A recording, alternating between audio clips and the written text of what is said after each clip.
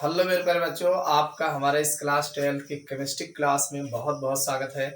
देखो बच्चों, ये क्लास जो है यूपी बोर्ड एग्जाम्स की तैयारी करवा रहे हैं, जिसमें हम जो लेसन देख रहे हैं ये हमारा है एल्डिहाइड कीटोन और कार्बोक्सिलिक अम्ल। ये हमारा लेसन चल रहा है। आप कोई भी बोर्ड एग्जाम्स की तैयारी कर रहे हैं, अगर आप क्लास 12 में हैं और आपके सिलेबस में ये लेसन है तो कोई दिक्कत नहीं है, आप अपनी तैयारी कर सकते हैं। पाठ्यक्रम थोड़ा चेंज होता है और जो चेंजिंग होती है, अगर कोई लेसन मान लीजिए आपका एक्स्ट्रा है तो आप कमेंट करके बताइएगा, उसका भी वीडियो हम प्रोवाइड करा देंगे। देखिए, ये जो हमारा एल्डिहाइड कीटोन और कार्बोक्सिलिक अम्ल लेसन चल रहा है, इस लेसन में आज हम जो मोस्ट इंपॉर्टेंट टॉपिक लेके आए हैं वो है फॉर्मिक अम्ल।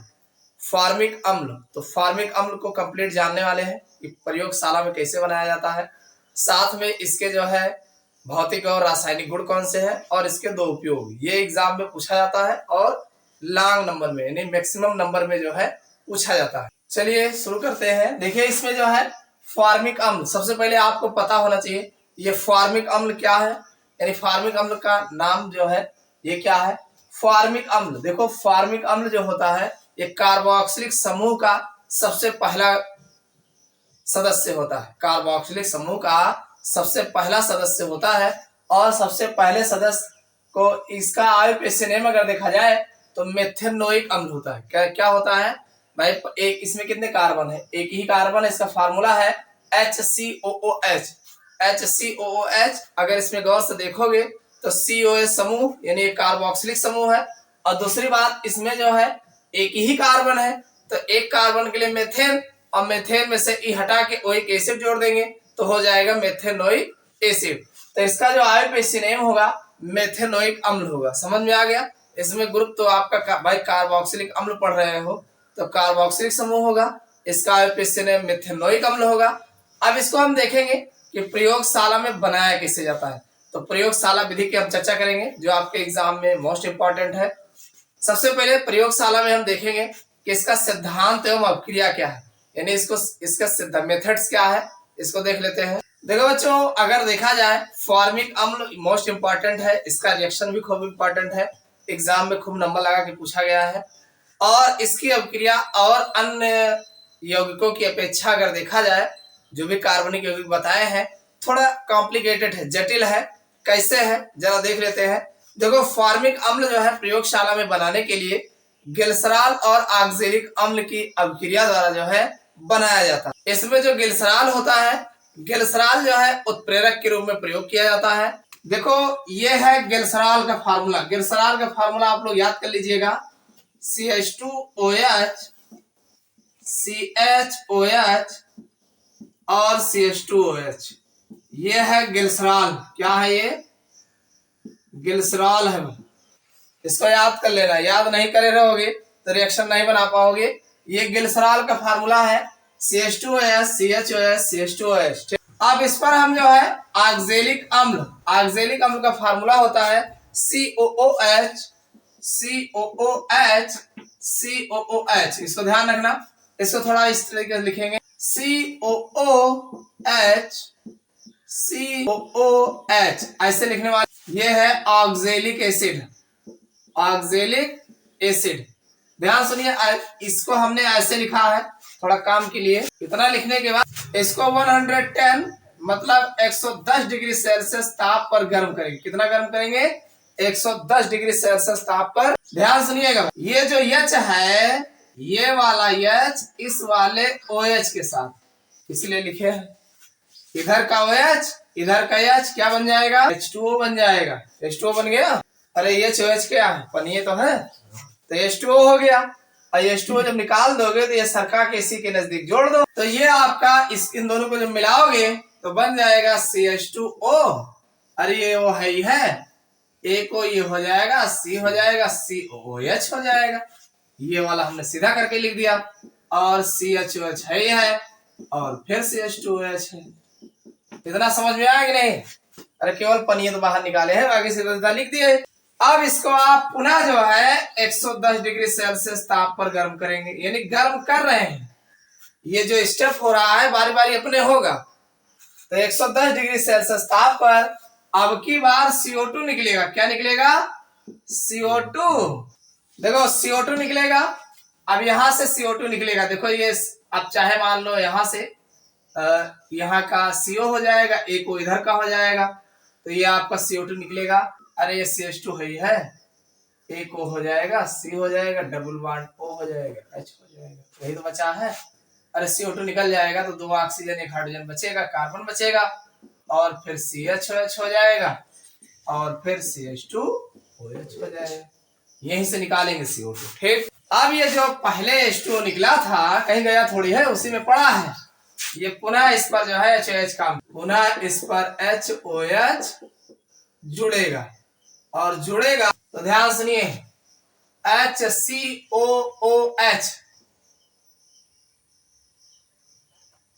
ये H हो गया, C हो गया, OOH ये बन जाएगा, और दूसरा ये H ही लग जाएगा, तो बन जाएगा CH2OH, CHOH और CH2OH और प्लस HCOOH। यही तो हमारा फॉर्मिक एसिड है, तो ये हो जाएगा फॉर्मिक एसिड, फॉर्मिक एसिड हो जाएगा। और ये हमारा ग्लिसरॉल है, ये हमारा ग्लिसरॉल है। इतना समझ में आया कि नहीं? देखो, सबसे पहले आपको ग्लिसरॉल का फार्मूला पता होना चाहिए। ग्लिसरॉल का फार्मूला CH2OH, CHOH, CH2OH है। दूसरा फिर ऑक्जेलिक एसिड, ऑक्जेलिक एसिड का फार्मूला COOH, COH है। ये रियल में ऐसे लिखा जाता है। अब आप इसको घुमा के हमने लिख दिया। इसको जब 110 डिग्री सेल्सियस गर्म करोगे तो गर्म करेंगे तो वाटर निकलेगा। कुछ नहीं करना, इधर का H ले लेना और इधर का OH ले लेना, H2O निकल जाएगा। H2O निकलेगा, सरका के इसको सीधे जो है इसी पे जोड़ देंगे, ये बन जाएगा ग्लिसरॉल मोनो ऑक्सिलेट। ये जो बना है ये ग्लिसरॉल मोनो ऑक्सिलेट है। आप 110 डिग्री सेल्सियस गर्म ही कर रहे हो। अब की बार क्या करेगा, इसमें से CO2 निकल जाएगा, और जब CO2 निकल जाएगा तो ये जो बचेगा ग्लिसरॉल मोनो फॉर्मेट बचेगा। और ये जो ग्लिसरॉल मोनो फॉर्मेट बचा है CH2COOH, ये मोनो फॉर्मेट है। ये पुनः जल से अपक्रिया करेगा, जो जल यहाँ निकला रहेगा वही जल से अपक्रिया कर लेगा, तो फिर ग्लिसरॉल अलग हो जाएगा, फॉर्मिक एसिड अलग हो जाएगा। तो आप कैसे इसको लिखोगे, कुछ लिखना ज्यादा है नहीं, इसमें सिद्धांत में यही बताना है कि जब हम ग्लिसरॉल और ऑक्जेलिक अम्ल की अपक्रिया कराते हैं तो हमें फॉर्मिक अम्ल प्राप्त होता है। इसमें देखो ग्लिसरॉल पहले भी लिए थे और ग्लिसरॉल बाद में भी मिला है। समझ में आया कि नहीं? ग्लिसरॉल पहले भी लिए थे, ग्लिसरॉल बाद में मिला है। तो इसमें आप बताएंगे कि ग्लिसरॉल जो है उत्प्रेरक के रूप में प्रयोग किया जाता है। उत्प्रेरक वे पदार्थ होते हैं जो चीज स्टार्टिंग में लिया जाए और लास्ट में पुनः वैसे प्राप्त हो जाए तो वो उत्प्रेरक होता है। समझ में आई बात कि नहीं? तो इतना ही लिखना है बस, और इसमें ज्यादा लिखने की आवश्यकता नहीं है। अब बात आती है इसको बनाओगे कैसे। ये तो आपका सिद्धांत हो गया और अपक्रिया हो गई। इसको बनाने के लिए प्रयोगशाला में हम इसका डायग्राम की बात करेंगे कि डायग्राम कैसे लगाया जाएगा और इसकी विधि क्या है। देखो बच्चों, अगर हम प्रयोगशाला में फॉर्मिक अम्ल की निर्माण की बात करें तो इसका जो डायग्राम होता है इस प्रकार से होता है। अगर इसके हम डायग्राम की बात करें तो इसमें क्या क्या लगा होता है, ध्यान सुनिए। अगर उपकरण ऑपरेटर्स आप अगर लिखना चाहते हैं तो लिख सकते हैं। ये गोल पेंदी का फ्लास्क है, ये राउंड बॉटम फ्लास्क है, और ये जो है ये बालू उष्मक होता है, सैंड बाथ जिसे आप कह सकते हैं, सैंड बाथ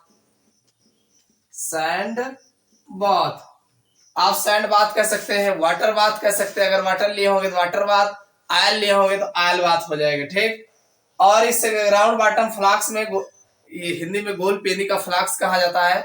इस गोल पेंदी के फ्लास्क में एक थर्मामीटर लगा होता है, आप देख रहे हैं थर्मामीटर है, और दूसरा ये निकास नली होती है, और इस निकास नली का जो संपर्क होता है वो जो है कंडेंसर से होता है। यहां से लेकर के यहां तक जो है ये कंडेंसर होता है। क्या होता है? कंडेंसर, जिसे हिंदी में संघनित्र बोलते हैं। कंडेंसर का काम होता है कि जो भी वाष्प यहां से गुजरती है, इस देखो कंडेंसर के चारों ओर जल भरा रहता है। तो जब जल भरा रहता है तो इसका एक ही काम होता है, इस बीच से जितनी भी वाष्प गुजरेगी उन सबको लिक्विड अवस्था में परिवर्तित कर देता है। और आगे जो है ये हमारा कोनिकल फ्लास्क होता है, जिसे ग्राही बोलते हैं। क्या बोलते हैं? ग्राही, हिंदी में ग्राही, अंग्रेजी में रिसीवर कहते हैं। ये ग्राही होता है जो एक चबूतरे पर ऐसे लगा करके खड़ा कर दिया जाता है और इसमें जो है फॉर्मिक एसिड बूंद बूंद करके जो है स्टोर हो जाता है। समझ में आ गई बात। अब इसको लिखोगे कैसे, इसकी विधि कैसे लिखोगे, तो लिखना बड़ा आसान है, इसकी विधि लिखना आसान। देखो इसमें करने का है, सबसे पहले आप बताओगे कि सर्वप्रथम ग्लिसरॉल और ऑक्जेलिक अम्ल को, किसको, ग्लिसरॉल और ऑक्जेलिक अम्ल को एक गोल पेनी के फ्लास्क में लेकर के, किसमें लेकर के, एक गोल पेनी के फ्लास्क में लेकर के सैंड बाथ पर बर्नर की सहायता से धीरे धीरे गर्म करते हैं। टेम्परेचर बहुत अधिक ना होने पाए इसके लिए एक थर्मामीटर जो है लगाए रहते हैं और फिर जो है फॉर्मिक अम्ल की जो है वाष्प बनती है। इस फॉर्मिक अम्ल की वाष्प को जो है निकास नली की सहायता से संघनित्र में प्रवाहित करते हैं। किसमें प्रवाहित करते हैं, संघनित्र, कंडेंसर जो लगा है, संघनित्र में प्रवाहित करते हैं, जहां पर यह वाष्प द्रवित हो जाती है और द्रवित वाष्प को जो है ग्राही में जो है एकत्रित कर लेते हैं। समझ में आई बात कि नहीं, समझ में आया, नहीं समझ में आया एक बार फिर से देख लीजिए। आप कह सकते हैं जब विधि हेडिंग डालिएगा तो पहले चित्र बनाइएगा और चित्र के बाद जो है आप बताइएगा कि इस विधि में उपकरणों को उपयुक्त चित्रानुसार व्यवस्थित करते हैं, क्योंकि बाद में आप लिखोगे तो उपरोक्त चित्रानुसार व्यवस्थित करते हैं, जिसमें एक गोल पेनी का फ्लास्क होता है और इस फ्लास्क में ऑक्जेलिक ग्लिसरॉल तथा ऑक्जेलिक अम्ल लेते हैं और फिर बालू उष्मक पर बर्नर की सहायता से धीरे धीरे गर्म करते हैं, जिससे ताप ज्यादा ना होने पाए या टेम्परेचर कम ना हो, इसके लिए थर्मामीटर लगाए रहते हैं। तो हमें फॉर्मिक अम्ल क्या बना है, फॉर्मिक एसिड बना है ना, तो फॉर्मिक अम्ल की वाष्प निकलती है। इस वाष्प को निकास नली, जो नलिका है इसे निकास नली बोलते हैं, निकास नली की सहायता से संघनित्र में प्रवाहित करते हैं। यहां से लेकर के यहां तक जो लगा है ये संघनित्र है, संघनित्र में प्रवाहित करते हैं। ये वाष्प संघनित्र में जो है द्रवित हो जाती है। क्यों, क्योंकि ये यहाँ से जो भी वाष्प गुजरती है इसका एक ही काम है, इसके चारों तरफ पानी भरा रहता है। तो पानी भरा रहेगा तो जो भी बीच में से गुजरेगा ठंडा हो जाएगा और ठंडा हो जाएगा तो ये जो है लिक्विड फॉर्म में चेंज हो जाती है। तो ये वाष्प द्रवित हो जाती है। जो ग्राही, ये ग्राही है, ग्राही में रखे, ग्राही में जो है बूंद बूंद करके स्टोर हो जाता है। तो इस तरीके से जो है फॉर्मिक अम्ल बनाया जाता है। एक बात याद रखना, ये जो फॉर्मिक अम्ल बनता है ये अशुद्ध होता है। क्यों, क्योंकि इसमें कई चीजें हैं। एक तो इसमें जल की अशुद्धि होती है। भाई जल का अगर क्वथनांक देखा जाए तो 100 डिग्री सेल्सियस होता है और इसका अगर क्वथनांक देखा जाए, फॉर्मिक अम्ल का जो क्वथनांक होता है 100.5 डिग्री सेल्सियस होता है। तो दोनों के क्वथनांक लगभग समान है, इसलिए दोनों की अशुद्धि होती है। तो इनकी अशुद्धि को दूर करने के लिए सबसे पहले इस अशुद्ध फॉर्मिक अम्ल में जो है लेड कार्बोनेट मिलाते हैं। क्या मिलाते हैं, लेड कार्बोनेट। देखिए ये हमारा फॉर्मिक अम्ल है HCOOH, इसका 2 पार्टिकल रहेगा, इसमें लेड कार्बोनेट यानी PbCO3 लेड कार्बोनेट मिलाते हैं। और जब लेड कार्बोनेट मिलाते हैं तो HCOO का होल ट्वाइस Pb बन जाता है और प्लस साथ में H2O बनता है और CO2 बनता है। देखो यहाँ पे CO3 लिखा है तो CO2 बन जाएगा, एक हाइड्रोजन बचेगा और आगे 2 लगाया है, 2 हाइड्रोजन यहाँ का, एक ऑक्सीजन H2O बन जाएगा। तो ये हमारा लेड फॉर्मेट बन जाएगा। क्या बन जाएगा, लेड फॉर्मेट। ये लेड फॉर्मेट है, ये फॉर्मिक एसिड है और ये लेड कार्बोनेट है, लेड कार्बोनेट। तो समझ में आई बात। सबसे पहले हम फॉर्मिक अम्ल को लेड कार्बोनेट के साथ गर्म करते हैं जिससे लेड फॉर्मेट बनता है और लेड फॉर्मेट को पुनः जो है हाइड्रोजन सल्फाइड यानी जो HCOO का होल ट्वाइस Pb बना है इसमें H2S डाल देंगे, हाइड्रोजन सल्फाइड डाल देंगे, जिससे पुनः जो है HCOOH बन जाएगा और साथ भी S जो है प्राप्त होगा। देखो यहाँ पर फॉर्मिक एसिड और लेड कार्बोनेट जब डालोगे तो ये लिक्विड होगा। तो लेड कार्बोनेट हमारा जो है ये जो है ठोस अवस्था में मिल जाएगा। इस ठोस अवस्था को जो है लेड फॉर्मेट को जो है जब H2S गैस प्रवाहित करेंगे तो ये हमारा सॉलिड के रूप में लेड सल्फाइड मिल जाएगा और ये जो है फॉर्मिक एसिड फिर लिक्विड के फॉर्म में मिल जाएगा। अब ये जो हमारा फॉर्मिक एसिड बनेगा इसमें H2S यहाँ मिलाए हो ना, तो कुछ H2S की अशुद्धि होगी। इसको दूर करने के लिए पुनः हमें लेड फॉर्मेट मिला करके फॉर्मिक अम्ल में आसवन कर देंगे और इससे जो है हमें शुद्ध फॉर्मिक अम्ल जो है प्राप्त हो जाता है। समझ में आ गई बात कैसे प्राप्त होगा? सबसे पहले फॉर्मिक एसिड जो अशुद्ध है उसमें लेड कार्बोनेट मिलाएंगे जिससे लेड फॉर्मेट बनेगा और ये लेड फॉर्मेट को H2S के साथ प्रवाहित करेंगे तो हमें फॉर्मिक एसिड जो है प्राप्त हो जाएगा। इसमें हाइड्रोजन सल्फाइड की अशुद्धि होती है जिसे दूर करने के लिए कुछ नहीं करना है, इसमें पुनः इसी को मिला करके और आसवन कर देते हैं जिससे हमें शुद्ध जो है फॉर्मिक अम्ल प्राप्त होता है। समझ में आ गई बात? देखो बच्चों, ये तो था फॉर्मिक अम्ल बनाने की प्रयोगशाला विधि। अब हम बात करेंगे फॉर्मिक अम्ल के जो मुख्य एक दो जो है भौतिक गुण क्या है, उसके बाद फिर रासायनिक गुण देखेंगे। देखो मेरे प्यारे बच्चों, अगर इसमें हम देखें इसके भौतिक गुणों की, तो भौतिक गुण में इसके बहुत ज्यादा बताने की जरूरत नहीं है, एक दो गुण देख लीजिए। पहला गुण यह है कि यह रंगहीन। पहली बात तो इसमें कोई रंग नहीं होता, जैसे लिक्विड होता है, जल होता है, सेम वैसे होता है। तो रंगहीन लेकिन तीक्ष्ण गंध युक्त, इसकी जो गंध होती है फॉर्मिक एसिड की बहुत ज्यादा होती है। तीक्ष्ण गंध युक्त जो है संक्षारक द्रव है। संक्षारक मतलब ये होता है कि अगर वो त्वचा पर आपके गिरेगा तो उस पर फफोले डाल देता है। तो ये संक्षारक द्रव है जो त्वचा पर पड़ने पर फफोले डाल देता है, यानी फफोले उत्पन्न करता है। समझ में आ गई पहली बात? यानी पहली बात तो रंगहीन और तीक्ष्ण गंध युक्त प्रबल संक्षारक द्रव होता है और यह जो है त्वचा पर गिरने पर फफोले उत्पन्न करता है। पहली बात तो ये हो गई। और दूसरा ये है, ये जल में भी विलय है। अब जल में कौन घुलता है? जो हाइड्रोजन बंध बनाता है वही जल में विलय होता है। तो यह जल में विलय है तथा कार्बनिक विलायकों में भी विलय है। अब चूंकि कार्बनिक यौगिक है तो कार्बनिक विलायकों में विलय होगा ही होगा। तो ये कार्बनिक विलायकों में विलय है और साथ में जल में भी विलय होता है। तो ये इनके भौतिक गुण हो गए। अब हम इनके कुछ रासायनिक गुणों की बात कर लेते हैं। देखो मेरे प्यारे बच्चों, अगर हम बात करें इसके रासायनिक गुणों की फॉर्मिक अम्ल के, तो देखो इससे पहले हमने जो है मोनोकार्बोक्सिलिक अम्ल की केमिकल प्रॉपर्टीज के बारे में डिटेल से बताया है। अगर आप लोगों ने नहीं देखा है तो नीचे जो है प्लेलिस्ट मिल जाएगा डिस्क्रिप्शन में, आप वहां जा करके कंप्लीट जो है डिटेल में वीडियो देख सकते हैं। चलिए हम इसके 2 4 5 रासायनिक गुण जो एग्जाम में अक्सर जो बार बार पूछे गए हैं उनको हम बात करते हैं, क्योंकि जब भी प्रयोगशाला विधि पूछा जाएगा तो इनके जो है प्रमुख रासायनिक गुणों के बारे में पूछा जाएगा, साथ में उपयोग भी पूछे जाएंगे। तो कम से कम 2 4 रासायनिक गुण आपको बताना पड़ेगा। तो चलिए देख लेते हैं, कुछ रासायनिक गुण भी हम बता देते हैं। देखो पहला रासायनिक गुण हम इसका देखेंगे। आप जानते हैं फॉर्मिक अम्ल है, क्या है? फॉर्मिक अम्ल। तो अम्ल है तो क्षार से अपक्रिया करेगा तो लवण बनाएगा, 100% लवण बनाएगा। तो पहले हम क्षारों के साथ अपक्रिया देख लेते हैं। फॉर्मिक अम्ल का फार्मूला आप जानते हैं HCOOH है। और क्षार की अगर हम बात करें तो जैसे NaOH है, तो NaOH के साथ जब आप अपक्रिया कराएंगे तो आप जानते हैं इधर का OH और इधर का H H2O बना लेगा। भाई HOH क्या बनाएगा? H2O बनाएगा। तो आपका बन जाएगा HCOO, Na बन जाएगा और साथ में H2O बन जाएगा। ये है सोडियम फॉर्मेट है। क्या है ये? Sodium format. और ये है फॉर्मिक एसिड। क्या है ये?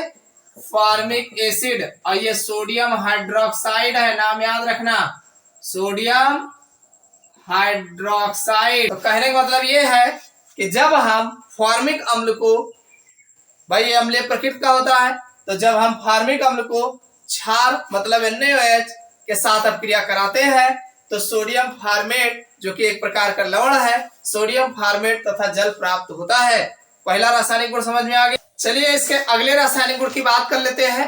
अगला रासायनिक गुण है अल्कोहलों के साथ अपक्रिया। तो देखिए ये जो फॉर्मिक एसिड है अल्कोहल के साथ भी अपक्रिया करते हैं। जैसे ये हमारा फॉर्मिक एसिड है HCOOH, अल्कोहल से अपक्रिया कराओगे, भाई आप मेथिल अल्कोहल ले लो CH3OH, ठीक। अरे मेथिल अल्कोहल का फार्मूला यही तो होता है CH3OH, इसको याद कर लेना। याद नहीं किए रहोगे तो कोई रिएक्शन बना नहीं पाओगे। तो ये मेथिल अल्कोहल है, इसको हमने उलट के लिख दिया, ये है मेथिल अल्कोहल, ठीक। और ये आप जान ही रहे हो फॉर्मिक एसिड है। तो यहाँ का ये OH और इधर का H2O बन जाएगा। अब बाकी सरका के लिख दो ऐसे, तो ये बन जाएगा HCOO CH3 और प्लस H2O। तो ये जो बना है HCOOCH3 मेथिल, अरे इधर मेथिल लगा है, इधर फॉर्मेट ग्रुप है, तो ये हो जाएगा मेथिल फॉर्मेट। मेथिल फॉर्मेट लिखोगे कैसे? लिखना बड़ा आसान है कि जब हम फॉर्मिक अम्ल की अपक्रिया मेथिल अल्कोहल से कराते हैं तो मेथिल फॉर्मेट बनता है। समझ में आ गई बात? बड़ा आसान है। चलो दूसरा देख लेते हैं। चलिए अगली अपक्रिया देख लेते हैं, अमोनिया के साथ अपक्रिया, यानी फॉर्मिक अम्ल की जो है अमोनिया के साथ। बड़ा आसान है, देखो फॉर्मिक अम्ल का फार्मूला HCOOH है। इस पर आप किसकी अपक्रिया कराओगे? अमोनिया NH3 के, और जब दोनों को मिलाओगे ना तो बन जाएगा HCOONH4 बन जाएगा। क्या बन जाएगा? ये अमोनियम फॉर्मेट बन जाएगा। क्या बन जाएगा? अमोनियम फॉर्मेट बन जाएगा। अरे इधर अमोनियम ग्रुप है, इधर फॉर्मेट है, तो अमोनियम फॉर्मेट बन जाएगा। और ध्यान सुनिए, जैसे इसको गर्म करेंगे तो 2 हाइड्रोजन 1 ऑक्सीजन के साथ H2O निकल जाएगा। क्या निकल जाएगा? H2O। तो बचा क्या? H बचा है, C बचा है, O बचा है और NH2 बचा है। समझ में आई बात कि नहीं? इसका जो नाम है फार्मामाइड है। क्या है ये? फार्मामाइड है। तो आप लिखोगे कैसे कि जब हम फॉर्मिक अम्ल को अमोनिया के साथ गर्म करते हैं तो पहले अमोनियम फॉर्मेट बनता है, जो फार्मामाइड में परिवर्तित हो जाता है। किसमें परिवर्तित हो जाता है? फार्मामाइड में परिवर्तित हो जाता है। समझ में आ गई बात? बड़ा आसान है, कुछ नहीं करना है, दोनों को मिला देना, ये अमोनियम बन जाएगा। अरे NH3 है, एक H और मिल जाएगा, NH4 बन जाएगा। इसको जब गर्म करोगे तो H2O निकाल देना, बाकी जो बचेगा लिख देना, बस। अगला रिएक्शन देख लो। अगली रिएक्शन है टालेन अपकर्मक से अपक्रिया। टालेन अपकर्मक आप जानते हो, अमोनिया में सिल्वर नाइट्रेट को मिश्रण को टालेन अपकर्मक बोलते हैं। तो यहाँ पर हम फॉर्मिक अम्ल की अपक्रिया जो है HCOOH की जो है Ag2O से कराएंगे। यही तो टालेन अपकर्मक का जो मेन कंपाउंड बनता है, यही है, तो इसके साथ कराएं। ध्यान सुनिए भाई, रिएक्शन बड़ा आसान है, थोड़ा समझना है। समझना यह है कि जब भी टालेन अपकर्मक के साथ अपक्रिया कराई जाती है तो Ag अलग हो जाएगा। यहाँ आपको CO2 दिख रहा होगा और ये 2 हाइड्रोजन इस ऑक्सीजन के साथ H2O बना लेगा। अरे 2 हाइड्रोजन है, 1 ऑक्सीजन है, 1 H2O बन जाएगा। समझ में आ कि नहीं? अरे 2 हाइड्रोजन 1 ऑक्सीजन H2O, CO2 बीच में दिख ही रहा है, लो CO2 उड़ा दिए इसको, और साथ में 2 Ag है, Ag ये है। तो आप कह सकते हैं कि जब हम फॉर्मिक अम्ल का टालेन अपकर्मक से अपक्रिया कराते हैं तो हमें सिल्वर प्राप्त होता है। क्या प्राप्त होता है? सिल्वर। अरे ये Ag2O लिखा था, Ag अलग हो जाएगा, ये ऑक्सीजन 2 हाइड्रोजन के साथ H2O बना लेगा, CO2 बीच में दिख ही रहा है। तो इस तरीके से टालेन अपकर्मक से अपक्रिया करता है। देखो बच्चों, एक मोस्ट इंपॉर्टेंट अपक्रिया है जो बहुत एग्जाम में पूछा जाता है, वो है हंस-डीकर अपक्रिया। ये हंस-डीकर अपक्रिया क्या है? देखो मेरे प्यारे बच्चों, अगर हम बात करें हंस-डीकर अपक्रिया की, तो हंस-डीकर अपक्रिया में जो है सिल्वर फॉर्मेट के साथ अपक्रिया होती है, ना कि जो है फॉर्मिक अम्ल के साथ अपक्रिया होगी। तो देखो यहाँ पर हम फॉर्मिक अम्ल से जो हमारा सिल्वर फॉर्मेट बनता है HCOOAg, ये जो हमारा सिल्वर फॉर्मेट है, तो सिल्वर फॉर्मेट की अपक्रिया जो है Br2 के साथ कराएंगे इन प्रेजेंस ऑफ CCl4। ध्यान समझिएगा। तो इसमें होगा क्या? एक Ag 1 Br के साथ AgBr बना लेगा, AgBr सिल्वर ब्रोमाइड, एक H 1 Br के साथ HBr बना लेगा, हाइड्रोजन ब्रोमाइड, और बचा क्या है? CO2 उड़ा देंगे बस। तो आप कहेंगे कि जब हम सिल्वर फॉर्मेट की अपक्रिया ब्रोमीन के साथ in presence of carbon tetrachloride की उपस्थिति में कराते हैं तो हमें सिल्वर ब्रोमाइड, हाइड्रोजन ब्रोमाइड तथा कार्बन डाइऑक्साइड गैस प्राप्त होता है। यह अपक्रिया हंस-डीकर अपक्रिया कहलाती है। समझ में आ गई बात कि नहीं? ये मोस्ट इंपॉर्टेंट रिएक्शन है। ये आपका है सिल्वर फॉर्मेट। सिल्वर फॉर्मेट नाम याद रखना बस, और इसको जान ही रहे होंगे, सिल्वर ब्रोमाइड है, ये सिल्वर ब्रोमाइड, और ये हाइड्रोजन ब्रोमाइड है, वो कार्बन डाइऑक्साइड। तो ये तो थे 5 रिएक्शन जो एग्जाम में आप आराम से लिख सकते हो। इससे ज्यादा लिखना होगा तो आप जो है डिस्क्रिप्शन में चले जाइएगा, प्लेलिस्ट मिल जाएगा इस वीडियो का, आपको डिटेल से जो यहाँ पर जो हमने मोनोकार्बोक्सिलिक अम्ल के केमिकल प्रॉपर्टीज बताए हैं वहां से आप आराम से लिख सकते हैं। बहुत सारी अपक्रिया हमने बताया है। तो ये तो थे इनके रासायनिक गुण जो आपके एग्जाम में प्रयोगशाला विधि के साथ लिखने हैं। अब लास्ट में एक क्वेश्चन बनता है कि इनके दो उपयोग बताओ। तो ध्यान सुनिएगा भाई, एक दो उपयोग हम बता दे रहे हैं आपको। देखो पहला उपयोग इनका जो है, उपयोग में रबड़ व चमड़ा उद्योग, फार्मिक अम्ल का जो पहला उपयोग हम आपको बता रहे हैं, रबड़ व चमड़ा उद्योग में जो है इसका उपयोग किया जाता है। किसका? फार्मिक अम्ल का उपयोग जो है रबड़ और चमड़ा चर्म उद्योग में भी जो है इसका उपयोग किया जाता है। पहला उपयोग हो गया।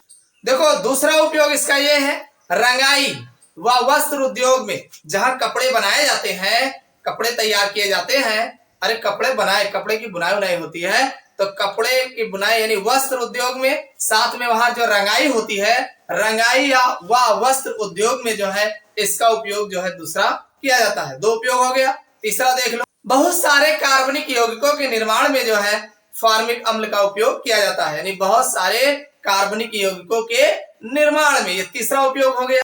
और एक उपयोग आपको अच्छे से पता है, प्रयोगशाला में अभिकर्मक के रूप में, ये तो आप जान ही रहे हो।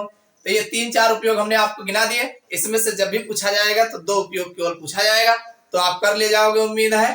तो इस क्लास में बस इतना ही, फिर अगले क्लास में मिलते हैं अगले टॉपिक के साथ।